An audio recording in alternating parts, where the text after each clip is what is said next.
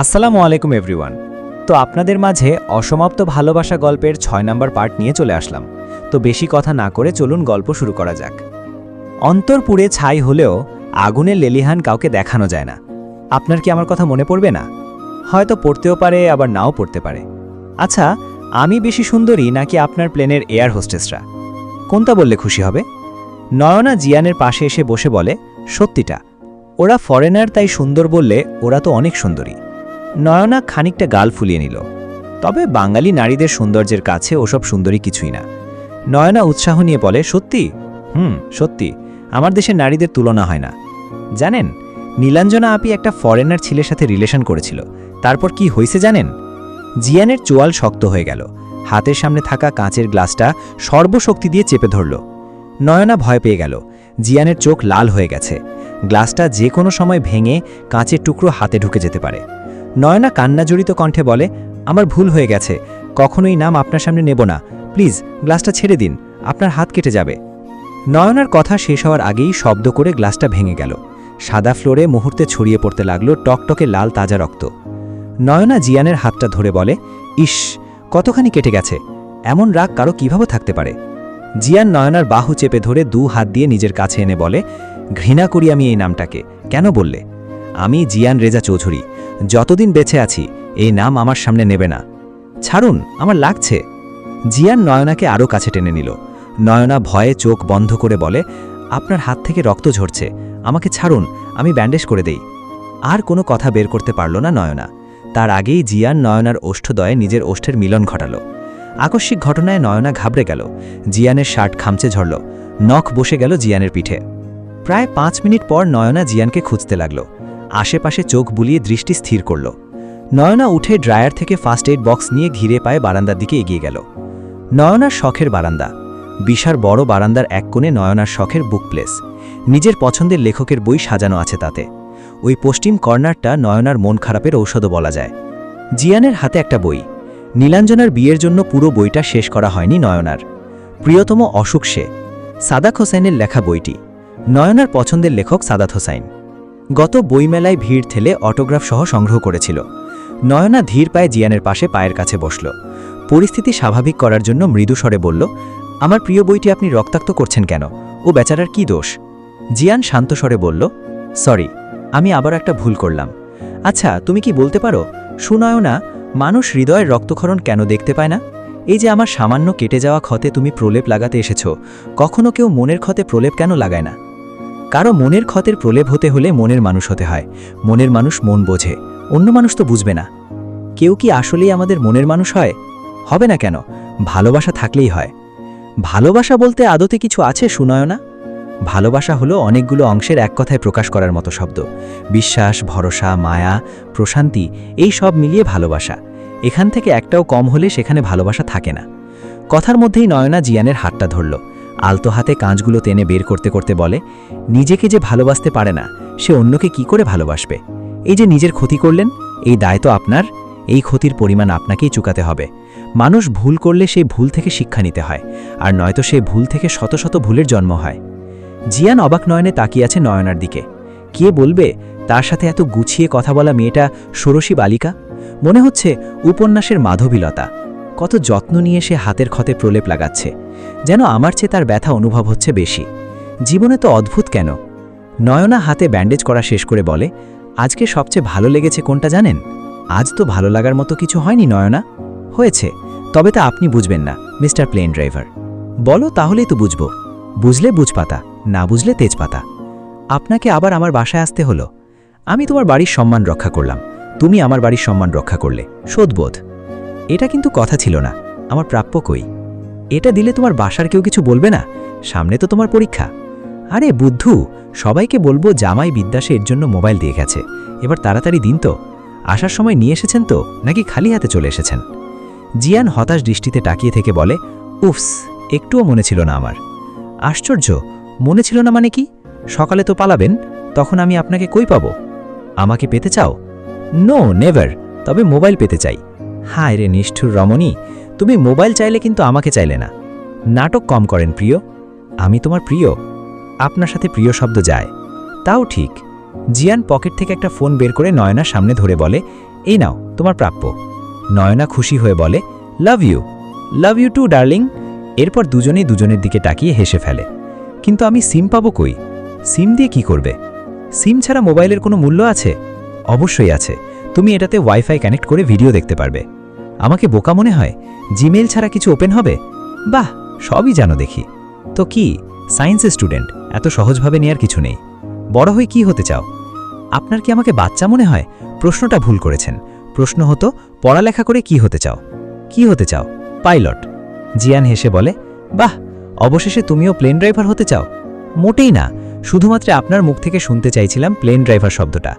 আগেই তো বলেছিলাম সায়েন্সের স্টুডেন্ট, সহজভাবে নেবেন না। নয়না উঠে হাঁটা শুরু করতেই জিয়ান পা বাড়িয়ে দেয়। নয়না পড়ে যেতে নিলে জিয়ান হাত ধরে টান দিয়ে নিজের কোলে বসায়। জিয়ান নয়নার কানের কাছে মুখ নিয়ে বলে, বাচ্চা মানুষ যখন তখন কোলে বসে পড়ে। মাহবুব তালুকদার যা চায় তাই হয়। মিজান বলে, ভাইয়া, আমার মেয়েটা আজ 5 দিন ধরে নিখোঁজ। কোথায় আছে, কি অবস্থায় আছে কিছুই জানি না। এমন মেয়ে দিয়ে কী হবে যে মেয়ে পরিবারের মান সম্মান ডুবিয়ে দেওয়ার আগে একবার ভাবে না তাকে খুঁজে কি করবে? ভাইজান, এভাবে বলবেন না। শত হোক আমার ঔরসজাত মেয়ে, শত অন্যায় করলেও তাকে ফেলে দিতে পারবো না। তোর মেয়ের জন্য তুই কাঁদছিস, আর তোর মেয়ে বিয়ে করে সংসার করছে। কি বলছেন ভাইজান? ঠিকই বলছি, নীলাঞ্জনা ওই ছেলেটাকে বিয়ে করে নিয়েছে। আমি সব খোঁজ নিয়েছি, এনে ঠিকানা। তোর একার মেয়ে, তোরই মায়া আছে, যা দেখে আয়। আমাকে ক্ষমা করে দিয়েন ভাইজান, আমার জন্য আজ নয়নার জীবনে এত বড় তুফান আসলো। নিজের মেয়েকে মানুষ করতে কি ত্রুটি রেখেছি আমার জানা নেই। এই ছাড়ুন আমাকে। কোলে বসে আছো ভালো লাগছে না বেবি? আমাকে ছাড়ুন। আমার প্রতি এত রাগ? রাগ অভিমান তার সাথে করা যায় যাকে মানুষ ভালোবাসে। আপনি তো সুনামি, যার আছড়ে পড়ার আঘাত কত কাল আমাকে বই বেড়াতে হবে জানা নেই। আপনার প্রতি রাগ অভিমান বেমানান, আপনার প্রতি থাকবে ক্ষোভ, আক্ষেপ। হুট করে জিয়ান বলে, I need your lips, just 2 minute. আমি ইংরেজি বুঝি না। জিয়ান হাত টান দিয়ে বলে, যে সাহিত্য বোঝে সেই সামান্য কথা বুঝবে না? যে হাত সারা জীবন ধরে ধরে রাখতে পারবেন না, সেই হাত ধরার সাহস কেন দেখাচ্ছেন? জিয়ান হাতটা ছেড়ে দিল। নয়না দ্রুত বারান্দা থেকে রুমে চলে আসলো। জিয়ান সেভাবেই বসে রইল। সে হঠাৎ কেন নয়নার কাছে অমন আবদার করল? কিন্তু এই মুহূর্তে জিয়ানের মনে হচ্ছে নয়নার ঠোঁটের স্পর্শ তার প্রয়োজন, খুব প্রয়োজন, কারো উষ্ণ আলিঙ্গন। নয়না রুমের লাইট অন করে ড্রেসিং টেবিলের সামনে বসল। নিজের চেহারার দিকে তাকালো। জীবনের মাত্র 16তম বছর পার করছে নয়না। কত রঙিন স্বপ্ন, কত প্ল্যান, কত আশা ছিল ছোট মস্তিষ্কে। একটা দিন, একটা আকস্মিক ঘটনা তার জীবনটা মুহূর্তে পাল্টে দিল। কি হলো এই 5টা দিন তার সাথে? যে হাত আজ পর্যন্ত কেউ সাহস করে স্পর্শ করতে পারেনি, আজ সেই শরীর জুড়ে কালো স্পর্শ লেপ্টে আছে। ঠোঁটে হাত দিয়ে কেঁপে উঠল নয়না। চোখ বন্ধ করতেই ভেসে উঠল বিভৎস সেই রাতের দৃশ্য। কেউ টেনে তার লেহেঙ্গার ওড়না ছুঁড়ে ফেলল। অন্ধকার রাত, মোমবাতির টিমটিম আলো আর নানা রকম ফুলের সৌরভ, সেসব নিছক তাকে আঘাত করার জন্য সাজানো। জোর করে কেউ তাকে জড়িয়ে ধরে ঠোঁটে ঠোঁট মিলিয়ে দিল। সেই কি যন্ত্রণার! নয়নার চোখ দিয়ে অশ্রু ঝরতে লাগল। হঠাৎ কেউ তার কাঁধে হাত রেখে বলে, কি হয়েছে তোমার? নয়না হুট করে উঠে এসে সামনে থাকা মানুষটিকে জড়িয়ে ধরে, কাঁপতে থাকে।